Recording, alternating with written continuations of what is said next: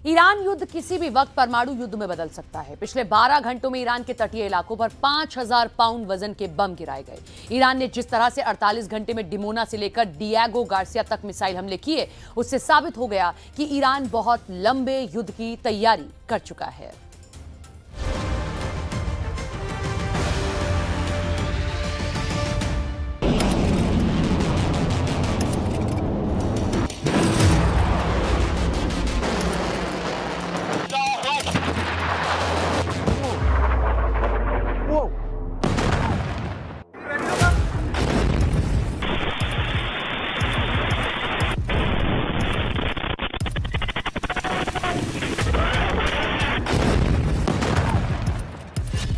Dimona to Diego Garcia, 48 घंटे में Iran का डबल बदला।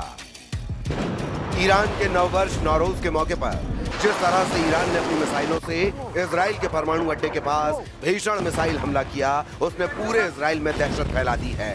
दावा किया जा रहा है कि ईरान ने 48 घंटे के अंदर अमेरिका और इजराइल दोनों पर जिस तरह के घातक और लंबी दूरी के मिसाइल हमले किए हैं, उसने न सिर्फ अमेरिका बल्कि पूरी दुनिया को चौंका दिया है। ईरान ने 48 घंटे के अंदर ये दोनों हमले उन दावों और रिपोर्ट्स के आने के बाद किया है जिसमें अमेरिका और इजराइल की तरफ से दावा किया गया था कि उन्होंने ईरान की 90% से ज्यादा मिसाइलें तबाह कर दी हैं और ईरान में एक भी टॉप कमांडर हमले का आदेश देने वाला नहीं बचा है। ट्रंप और नेतन्याहू ने तो यहां तक दावा कर दिया था कि ईरान ये जंग बुरी तरह से हार चुका है और अब ईरान में युद्ध करने की क्षमता बिल्कुल भी नहीं बची है। ऐसे हालात में ईरान ने पहले 4000 किलोमीटर दूर हिंद महासागर के बीचों बीच अमेरिका के सबसे बड़े सैन्य अड्डे डिएगो गार्सिया पर 2 बैलिस्टिक मिसाइलों से हमला करके हैरान कर दिया और अब इजराइल के शहर अराद और इजराइल के सबसे महत्वपूर्ण परमाणु केंद्र डिमोना के पास मिसाइल से हमला करके अमेरिका और इजराइल से डबल बदला ले लिया है। ईरान के परमाणु अड्डे नतांज पर हमले के बाद से ही ईरान ने खुला ऐलान किया था कि वो इस हमले का जबरदस्त जवाब देगा। यानी ईरान ने अपने हमलों की क्षमता से साबित कर दिया है कि ईरान को तबाह करने के चक्कर में अमेरिका और इजराइल युद्ध के ऐसे दलदल में फंस चुके हैं जिससे निकलना अब अमेरिका और इजराइल के लिए लगभग नामुमकिन है। हम बुलेटिन की शुरुआत इजराइल के परमाणु केंद्र डिमोना से कर रहे हैं।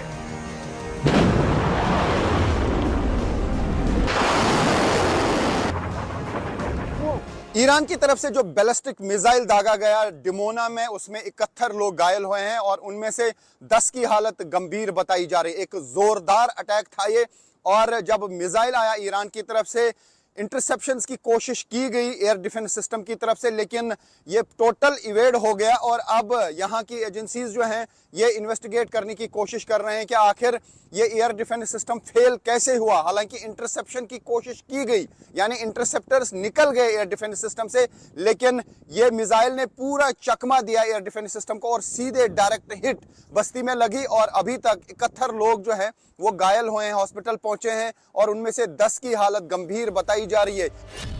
डिमोना परमाणु अड्डे के पास धमाका, अराद में लगा आपातकाल। जरा इजराइल पर हमला करती हुई इस ईरानी मिसाइल की रफ्तार को देखिए। 1 सेकंड में ऐसा धमाका किया है जिसकी गूंज पूरी दुनिया में सुनाई दे रही है। हैरानी की बात तो यह है कि ईरान के इस मिसाइल ने इजराइल के सबसे हाई सिक्योरिटी डिमोना परमाणु प्लांट के करीब हमला किया है। तबाही की तस्वीरों को देखकर साफ पता चलता है कि ईरान ने अपने मिसाइल हमले से साबित कर दिया है कि इजराइल का सबसे पावरफुल और आधुनिक एयर डिफेंस सिस्टम भी ईरानी मिसाइलों के सामने नाकाम साबित हो रहे हैं। जरा इस एनिमेशन को देखिए। ईरानी दावों और कुछ रिपोर्ट्स के दावों के मुताबिक ईरान ने पहली बार इजराइल के सबसे महत्वपूर्ण परमाणु अड्डे या कहें परमाणु प्लांट डिमोना को लक्ष्य बनाकर अपनी सबसे आधुनिक मिसाइल से हमला किया है। ईरान ने एक साथ कई मिसाइलें दागी हैं, जिसमें से कुछ मिसाइलें इजराइल के शहर अराद पर गिरी, जबकि एक मिसाइल डिमोना परमाणु केंद्र के पास गिरी है। हैरानी की बात तो यह है कि इजराइल के 5 air defence system Arrow 2, Arrow 3, David Sling, Patriot, Iron Dome, Iron Beam सबको चकमा देते हुए डिमोना परमाणु केंद्र के पास धमाका कर दिया है। दावों के मुताबिक ईरान ने शायद इस हमले में खैबर शिकन बैलिस्टिक मिसाइल का इस्तेमाल किया है और इसने लगभग 1300 किलोमीटर की दूरी तय करके इजराइल के परमाणु प्लांट डिमोना के नजदीक भयंकर धमाका किया है। अभी तक ऐसी कोई रिपोर्ट नहीं है कि डिमोना परमाणु प्लांट को नुकसान पहुंचा है।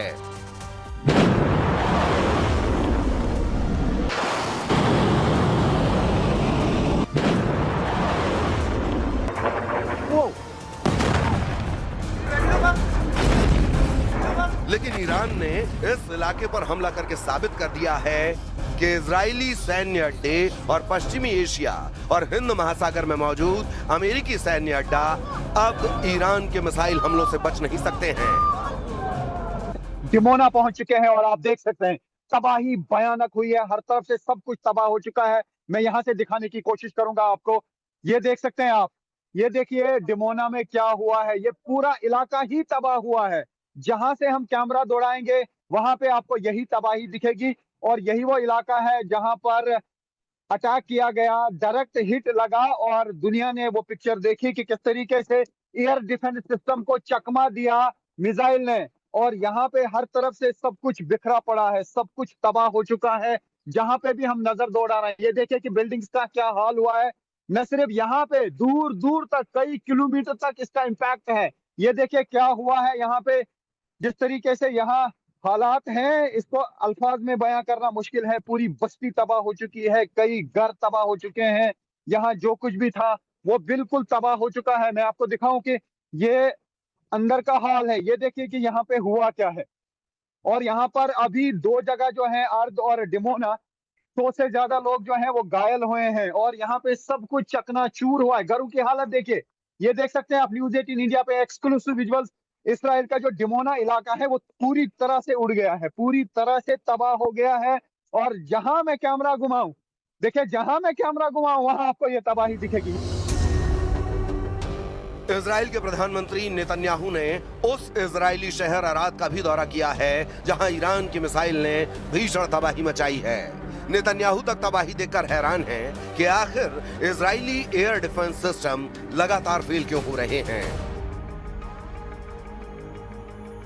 אני פה בערד, קרה פה נס, אף אחד לא נהרג.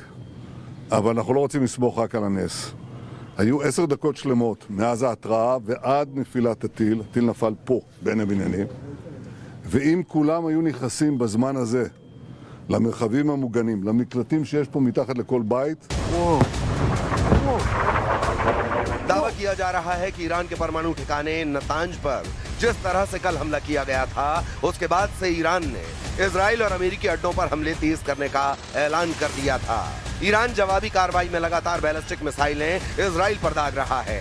राजधानी तेल अवीव ही नहीं, अब उसके निशाने पर इजराइल का प्रमुख परमाणु केंद्र माना जाने वाला डिमोना भी आ चुका है। ईरानी मिसाइलें 2 शहरों डिमोना और अराद पर कहर बनकर टूटी। राजधानी तेल अवीव और यरूशलेम पर भी भीषण धमाकों की खबरें हैं।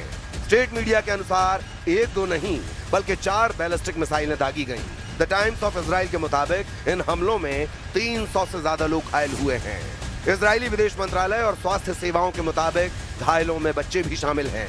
अराद शहर में कम से कम 10 अपार्टमेंट इमारतों को नुकसान पहुंचा है, जिनमें से 3 पूरी तरह नष्ट हो गई हैं। डिमोना में भी रिहायशी इलाकों में मिसाइल गिरने से काफी तबाही हुई है।